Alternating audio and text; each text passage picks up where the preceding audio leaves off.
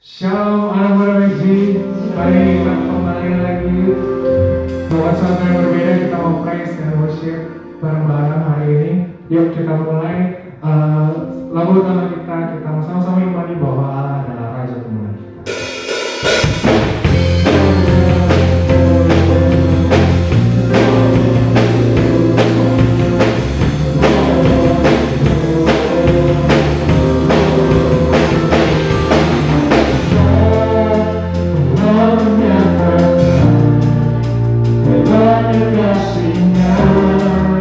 Bersamakan kita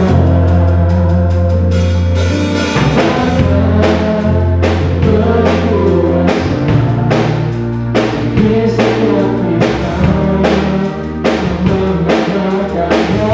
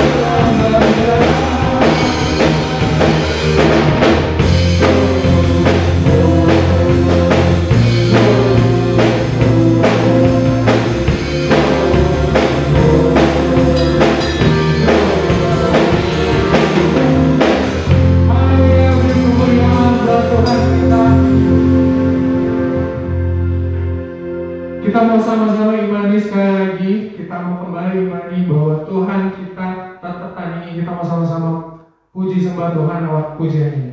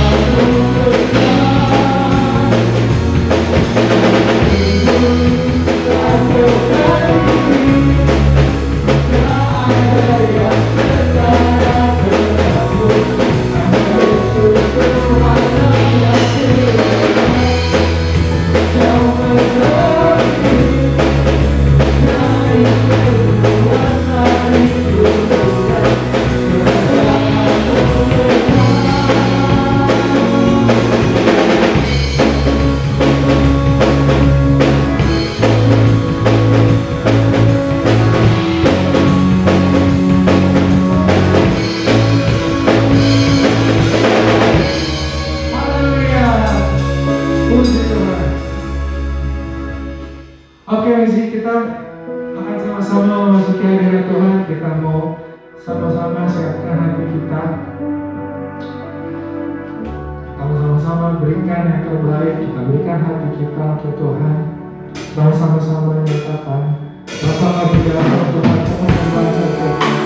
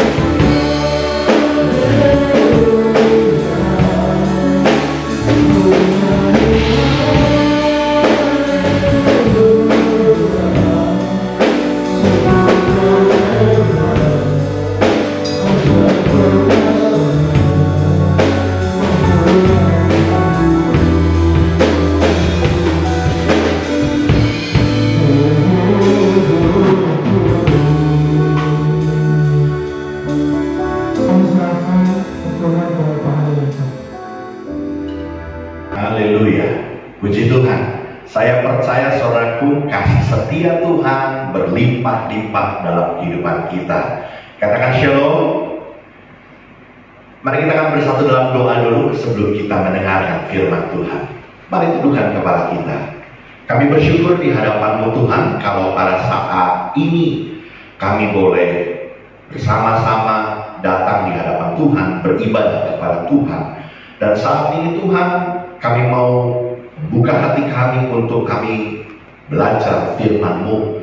Berikan kami tanah hati yang baik, tanah hati yang siap ditaburi benih-benih firman-Mu, sehingga kehidupan kami sungguh-sungguh menjadi pribadi yang semakin indah di hadapan Tuhan. Roh Kudus, urapi hamba-Mu, jadikan hamba-Mu sebagai alat yang efektif tangan-Mu, biar setiap perkataan dan pernyataan hamba adalah pernyataan yang datang dari Tuhan saja. Dalam nama Tuhan Yesus Kristus, semua kita yang siap untuk belajar firman Tuhan, katakan amin. Haleluya. Mari saudaraku, kita akan buka Alkitab kita bersama-sama dalam kitab Filipi pasal yang pertama. Kita akan baca pada ayat yang ke-12 sampai ayat yang ke-14. Sekali lagi, Filipi 1 ayat 12 sampai 14. Saya akan bacakan, saudara perhatikan Alkitabnya baik-baik. Aku menghendaki saudara-saudara supaya kamu tahu bahwa apa yang terjadi atasku ini justru telah menyebabkan kemajuan Injil, sehingga telah jelas bagi seluruh istana dan semua orang lain bahwa aku dipenjarakan karena Kristus. Dan kebanyakan saudara dalam Tuhan telah beroleh kepercayaan karena pemenjaraanku, untuk bertambah berani berkata-kata tentang firman Allah dengan tidak takut. Saudaraku, surat Filipi ini ditulis oleh Rasul Paulus kepada jemaat di kota Filipi, buah hasil dari pelayanannya. Dan Paulus, saudaraku, waktu menuliskan surat ini kepada jemaat di Filipi, saudaraku, dia sedang berada di penjara. Ya, dia sedang ada secara fisik dalam kondisi yang terbelenggu, yang terkurung. Namun saudaraku, kalau kita membaca, saudaraku ya, apa yang dinyatakan oleh firman Tuhan di tengah-tengah keberadaannya, di tengah-tengah kondisinya yang terbelenggu, saudaraku ya, itu tidak membuat Paulus berhenti dan terhenti. Menarik sekali, saudaraku, apa yang disampaikan oleh Paulus pada ayat yang kita baca ini, saudaraku ya. Sekalipun Paulus ada di dalam penjara, justru karena pemenjaraannya itu membuat pemberitaan Injil semakin meluas. Ya, pemberitaan Injil semakin tersebar. Ada kemajuan pemberitaan Injil yang terjadi di kota Filipi. Bahkan akibat pemenjaraannya, saudaraku, ya, ada begitu banyak orang yang semakin berani untuk menyatakan berita Injil. Saudaraku, artinya saya melihat bahwa sekalipun Paulus di dalam penjara, secara fisik dia terkurung dan terbelenggu, namun saudaraku, ternyata hidupnya tidak menjadi terhenti dan berhenti. Hidupnya tetap bisa berdampak dan menjadi berkat bagi banyak orang. Dan saya melihat, saudaraku, ini satu dinamika keadaan yang mungkin juga terjadi bagi kita hari-hari ini, saudara. Di mana ketika masa-masa pandemi ini, kegiatan kita, aktivitas kita, komunitas kita, sosialita kita terhenti. Kita tidak lagi bisa beraktivitas, berkegiatan seperti biasa, bahkan kita juga harus bekerja dari rumah saja. Ini membuat ada begitu banyak orang yang merasa terpenjara dalam tanda petik, ya. Ada begitu banyak orang yang merasa terkurung dalam hidupnya. Tapi saya mau berkata, saudara, hari ini, sekalipun keadaan kita hari-hari ini mungkin sama seperti gambaran, seperti kehidupan Paulus yang ada dalam penjara, tetapi itu bukan berarti membuat hidup kita menjadi berhenti dan terhenti. Kita akan tetap bisa berdampak, hidup kita tetap akan bisa menjadi berkat bagi banyak orang. Oleh karena itu hari ini kita mau belajar apa yang dinyatakan oleh firman Tuhan. Yang pertama, saudara, bagaimana cara kita bisa menjadi pribadi yang tetap berdampak sekalipun kita ada dalam penjara, ada dalam keadaan yang terkurung, ada di dalam keadaan yang terbatas dalam ruang lingkup kita. Yang pertama, saudaraku, coba kita lihat pada ayat yang keempat dalam Filipi pasal yang pertama ini, saudara. Firman Tuhan menyatakan, dan setiap kali aku berdoa untuk kamu semua, aku selalu berdoa dengan sukacita. Haleluya. Saudaraku, Paulus sekalipun dalam keberadaannya di dalam penjara, saudaraku, seakan-akan dia terpisah dari saudara-saudaranya, dari jemaat di Filipi. Keadaan yang seakan-akan dia jauh dari orang-orang di sekitarnya. Namun, saudaraku, Paulus merasakan adanya kedekatan, adanya keintiman dengan mereka semua. Sebab itu, setiap kali Paulus membawanya di dalam doa kepada Allah. Dan yang menarik, saudara, pada ayat 4 ini, saudara, Paulus menyatakan setiap kali dia berdoa kepada Allah untuk jemaat di Filipi ini, saudaraku, dia selalu berdoa dengan sukacita. Jadi saya melihat, saudaraku, Paulus mendoakan mereka semua itu dengan hati yang gembira, dengan sukacita, dengan hati yang senang, bukan dengan keterpaksaan, bukan dengan berat hati. Hal yang pertama yang saya jumpai dalam kebenaran firman Tuhan, saudaraku, bagaimana di tengah-tengah keberadaan kita yang seakan-akan terkurung, terbatas, kita hanya bisa beraktivitas banyak di rumah saja, kita sulit untuk keluar, seakan-akan kita jauh dari orang-orang komunitas kita. Saya mau berkata, hidup kita tetap bisa berdampak. Bagaimana caranya? Yang pertama, bersukacitalah, berdoalah untuk orang lain. Bersukacita, berdoa untuk orang lain. Saudara, demikian juga hal ini yang bisa kita kerjakan, saudara. Ya, di tengah-tengah keterbatasan kita akibat pandemi COVID-19 ini, aktivitas kita, sosialita kita, komunitas kita menjadi terbatas. Namun, saudaraku, sekali lagi, itu bukan berarti membuat hidup kita jadi berhenti dan terhenti. Kita tetap bisa menjadi berkat buat orang lain ketika kita dengan sukacita mau berdoa untuk mereka. Saya jadi teringat, saudaraku, dengan kisah di dalam Injil Markus pasal yang kedua. Ada seseorang yang lumpuh akibat karena dosanya, dan rekan-rekannya, saudaraku, menggotong orang yang lumpuh ini membawa orang yang lumpuh ini ke hadapan Yesus. Dan kisahkan saudaraku, mereka mengalami sebuah kesulitan untuk membawa orang yang lumpuh ini kepada Yesus karena ada begitu banyak orang. Namun karena iman mereka, akhirnya mereka membuka atap rumah itu dan menurunkan orang yang lumpuh itu ke hadapan Yesus. Dan yang menarik saudaraku, firman Tuhan berkata saudaraku, karena iman mereka, sekali lagi saudaraku, karena iman orang-orang yang membawa orang yang lumpuh itu, maka saudaraku, orang yang lumpuh itu mendapat pengampunan dan pemulihan dari Tuhan. Saya mau berkata hari ini saudaraku, dengar, doamu itu akan menjadi sesuatu yang begitu berdampak dan membawa berkat yang besar dalam kehidupan orang ketika kau membawa orang-orang yang kau kasihi, orang-orang yang ada di sekitarmu, engkau bawa kepada Tuhan. Melalui imanmu, mereka akan mengalami pemulihan, hidup mereka akan mengalami keadaan yang baik, hanya karena engkau bawa mereka kepada Tuhan melalui doa.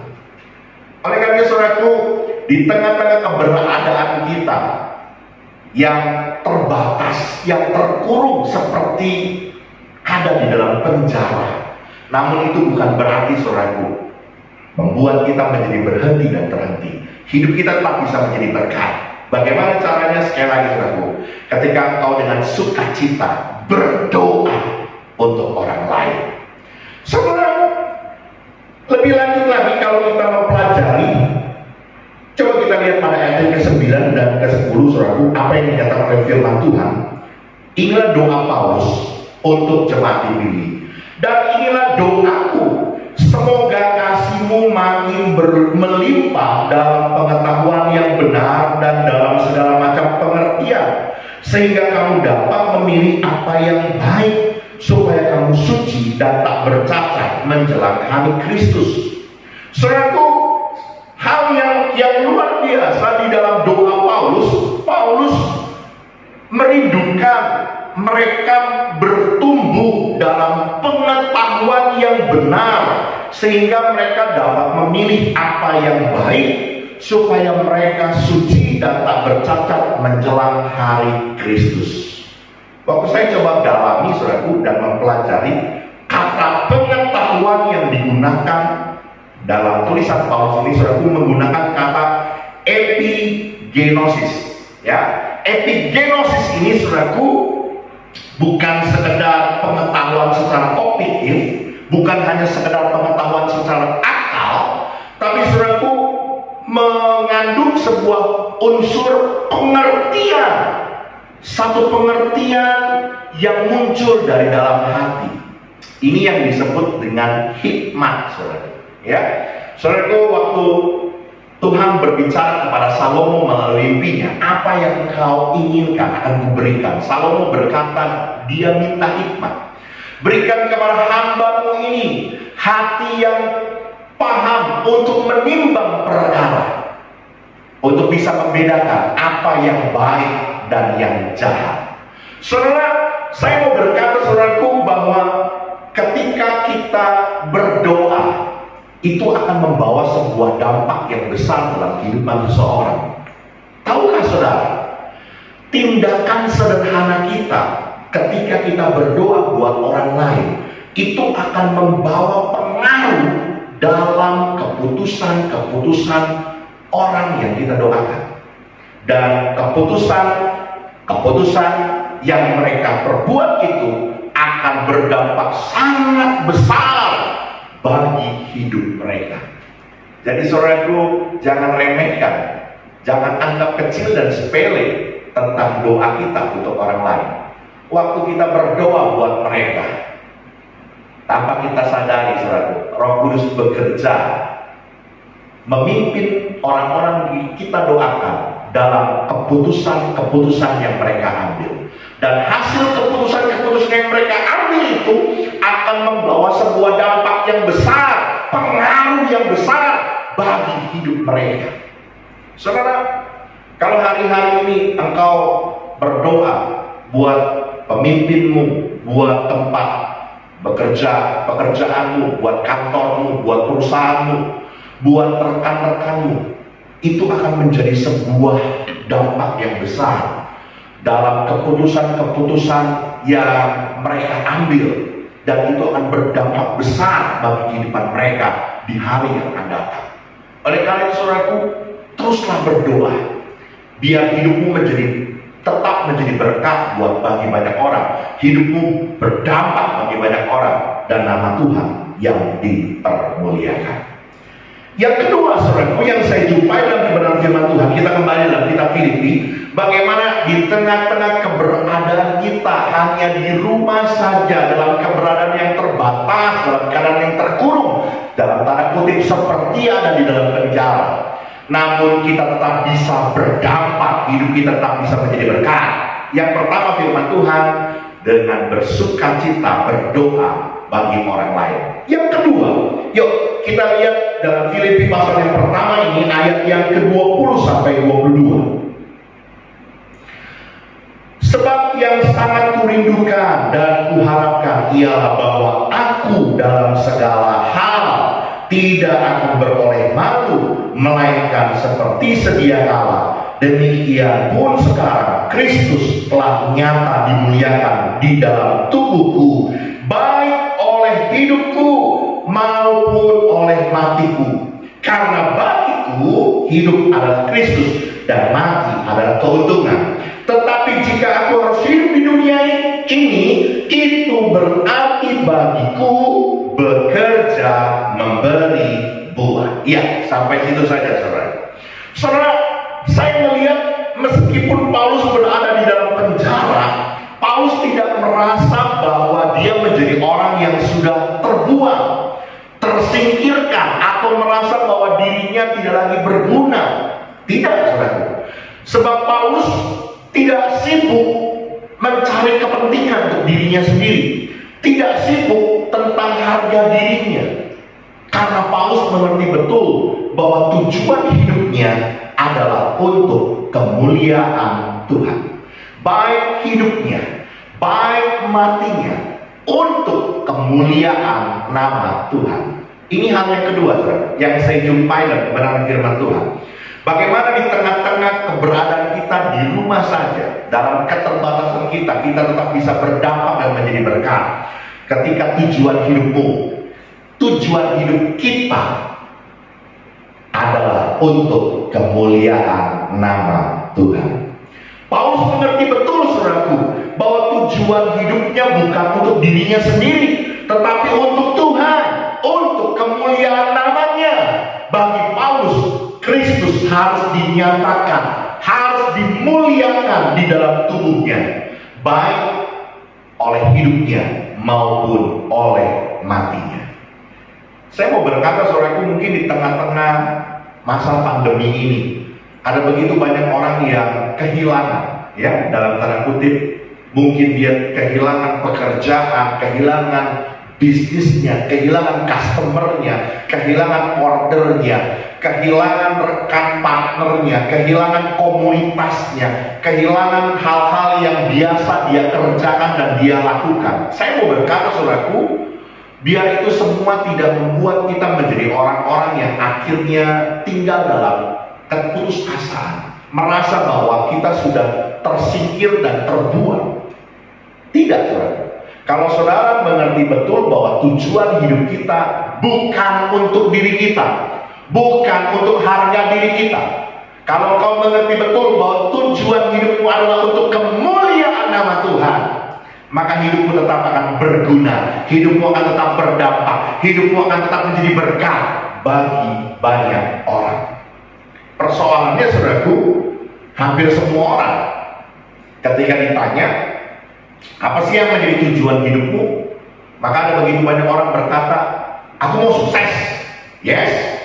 Aku mau kaya, aku mau hidup bahagia, dan banyak lagi yang lainnya. Kalau saudara perhatikan baik-baik, saudara, ya, semua apa yang dinyatakan banyak orang tentang apa sih yang menjadi tujuan, apa sih yang menjadi obsesi dalam hidupmu, itu tertuju, itu terpaku kepada dirinya sendiri. Saya sering kali bertanya, Kalau kau udah kaya, kau mau apa? Iya, aku mau lebih kaya lagi. Oke, fine. Kalau kau sudah lebih kaya lagi, engkau mau jadi apa? Engkau mau apa? Iya, aku mau lebih kaya lagi. Nggak pernah ada habis. Kenapa, saudaraku? Karena hanya tertuju untuk dirinya sendiri. Hari ini dengar, saudaraku, ya, tujuan hidupmu bukan untuk dirimu sendiri, tapi untuk kemuliaan Tuhan. Karena itu nggak aneh, saudaraku, ketika Tuhan izinkan dalam satu kondisi kita harus di rumah saja, dalam keterbatasan kita, bahkan dalam kondisi kita harus kehilangan sesuatu. Ada begitu banyak orang yang tinggal dalam keterpurukan, merasa tersisih dan terbuang. Hidupnya merasa tidak lagi berguna dan tidak lagi berbuat apa-apa, tinggal dalam keputusasaan. Hari ini dengar baik-baik, saudaraku. Kalau engkau mengerti betul, Tuhan harus dimuliakan dalam tubuhmu, baik oleh hidupmu atau oleh matimu. Maka kau akan menjadi orang-orang yang tetap berdampak, akan tetap menjadi berkat bagi banyak orang.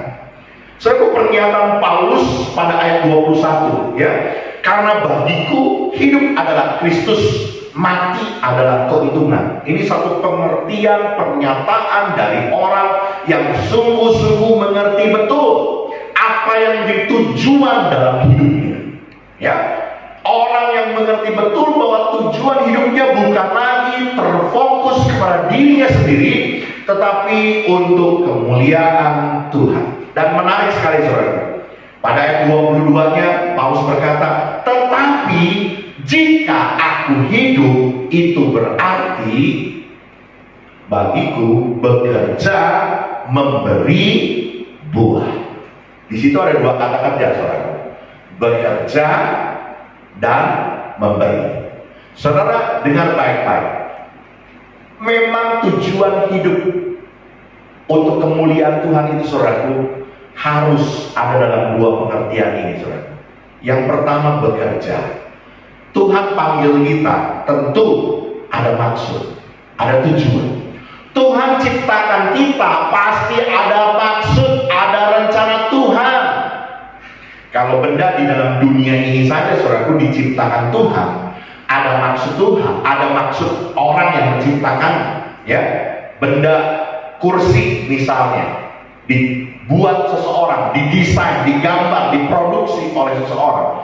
Ada maksudnya, ada tujuannya kenapa kursi itu dibuat.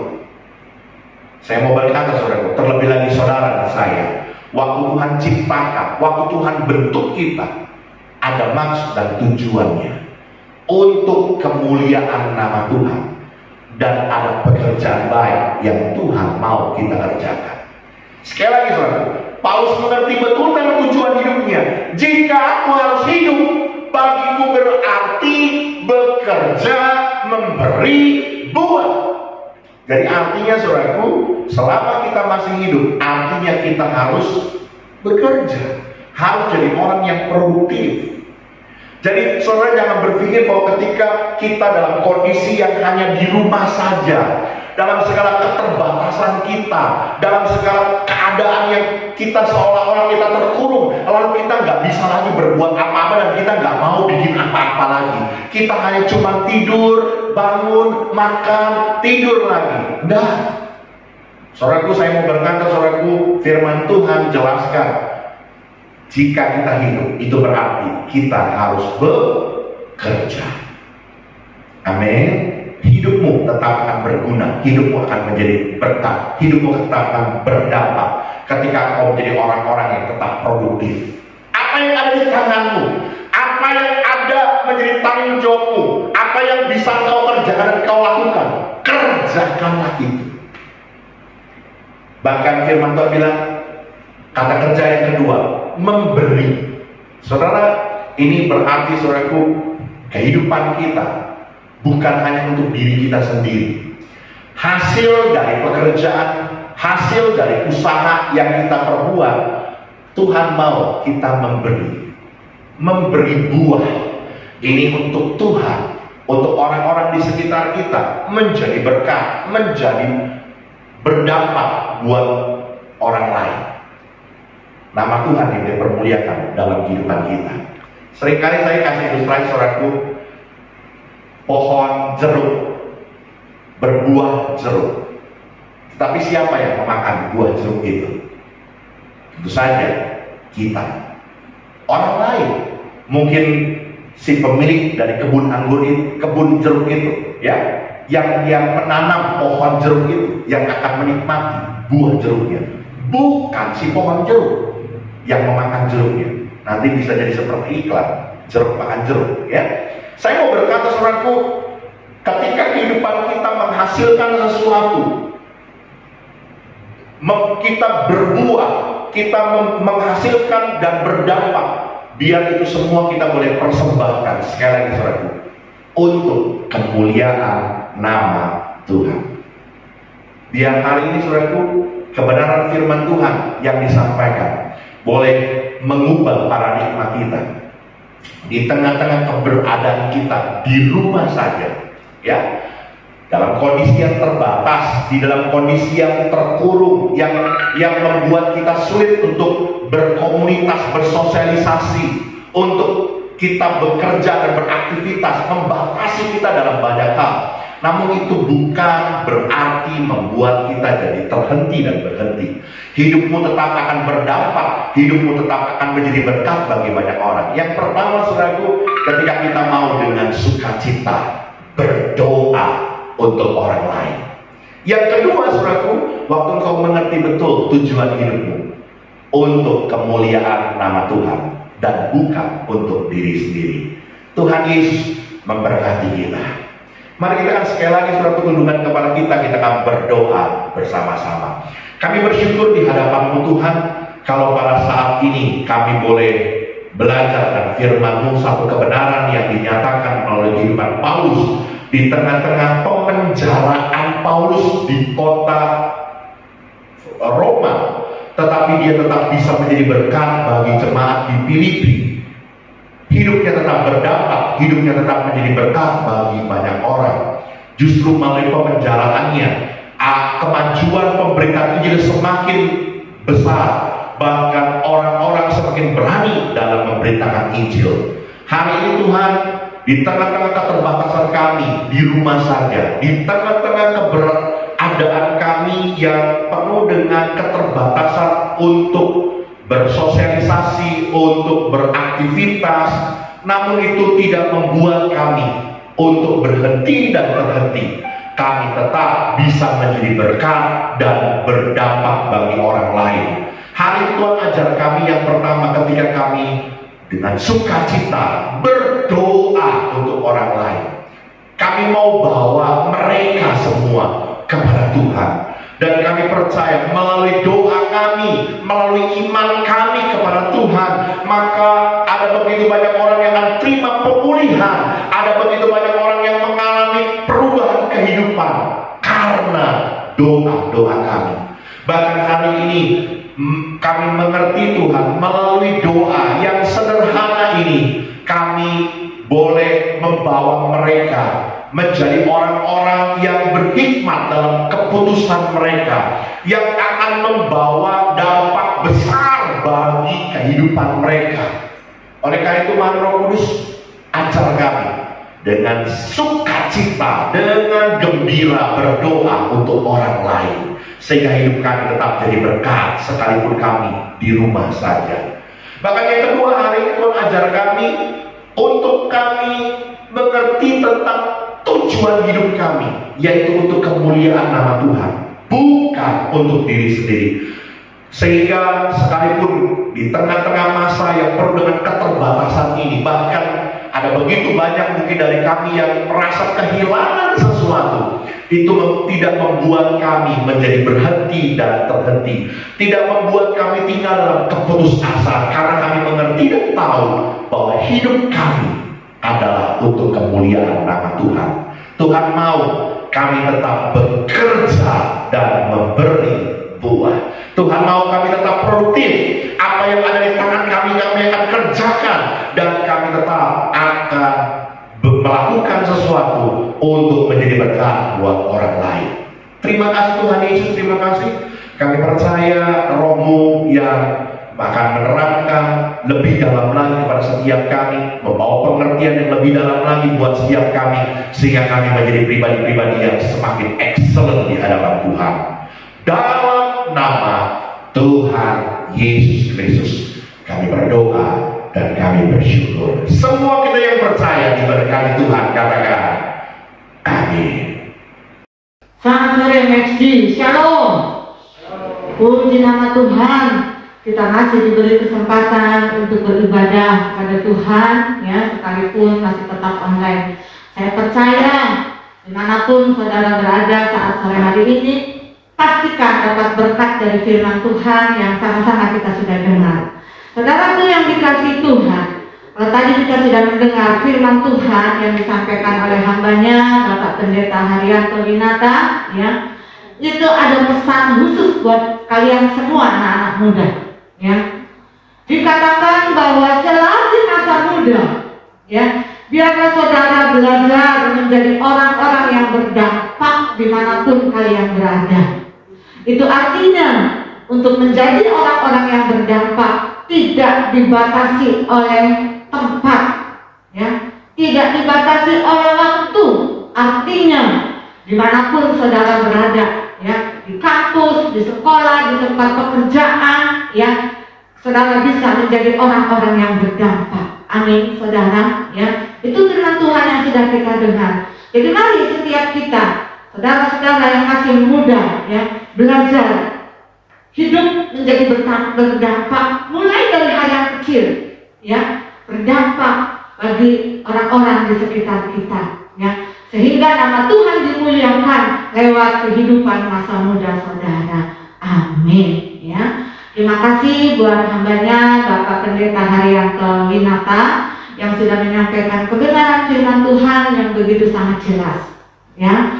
Dan biarlah Tuhan akan terus memberkati Bapak Pendeta Haryanto dimanapun berada dengan hikmat Tuhan, dengan pewahyuan yang dari Tuhan, sehingga pelayanannya juga boleh berdampak dimanapun Bapak Haryanto melayani bersama dengan keluarga. Terima kasih juga buat para pelayan anak-anak muda yang setia, ya. Saudara masih muda sudah menyediakan hidupnya bagi Tuhan melalui pelayanan di gereja ini. Percaya tidak ada yang sia-sia, ya. Pasti Tuhan akan memperhitungkan dan akan kembalikan dengan berkat-berkat khusus. Saudara akan menjadi anak-anak yang dikasihi Tuhan. Amin, saudara. Dan yang di rumah pun, ya, saya mengharapkan tetap setia, ya, tidak terhalang dengan ibadah online atau apa. Tapi kalau kita mau datang kepada Tuhan, dimanapun saudara berada, di rumah, di mana juga Tuhan tempatkan, ya, mari sama-sama kita ikuti ibadah di gereja kita ini, ya. Saya percaya anak-anak muda di gereja kita ini akan terus menjadi orang-orang yang berdampak. Amin buat firman Tuhan. Dan mari kita akhiri ibadah sore hari ini dengan kita sama-sama berdoa. Maha besar Bapa yang kami sembah, yang kami layani, Bapa yang mengasihi kami, yang senantiasa memelihara hidup kami, khususnya pemeliharaan-Mu Tuhan nyata buat anak-anak muda di tempat ini Tuhan.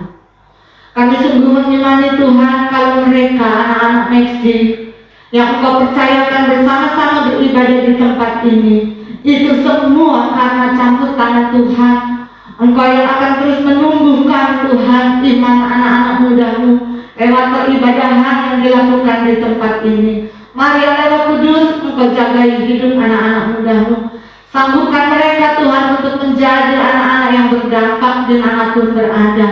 Dan kiranya Tuhan sendiri yang akan terus berkarya bagi anak-anak muda-Mu ini Bapa. Terima kasih Tuhan Yesus, terima kasih Tuhan. Juga kami bersyukur dan menyerahkan hamba-Mu Bapak Pendeta Haryanto Winata yang sudah menyampaikan kebenaran firman Tuhan. Biarlah Allah juga yang akan terus memberkati dengan hikmat-Nya, dengan pewahyuan yang daripada Engkau. Terima kasih Bapa, bersama dengan keluarganya hamba-Mu ini Tuhan dapat melayani Engkau Tuhan. Terima kasih Bapa. Kami bersyukur juga Tuhan untuk anak-anak muda-Mu yang setia dalam melayani pekerjaan Tuhan di tempat ini. Kami percaya Tuhan akan terus kembalikan dengan berkat-berkat khusus buat mereka yang setia.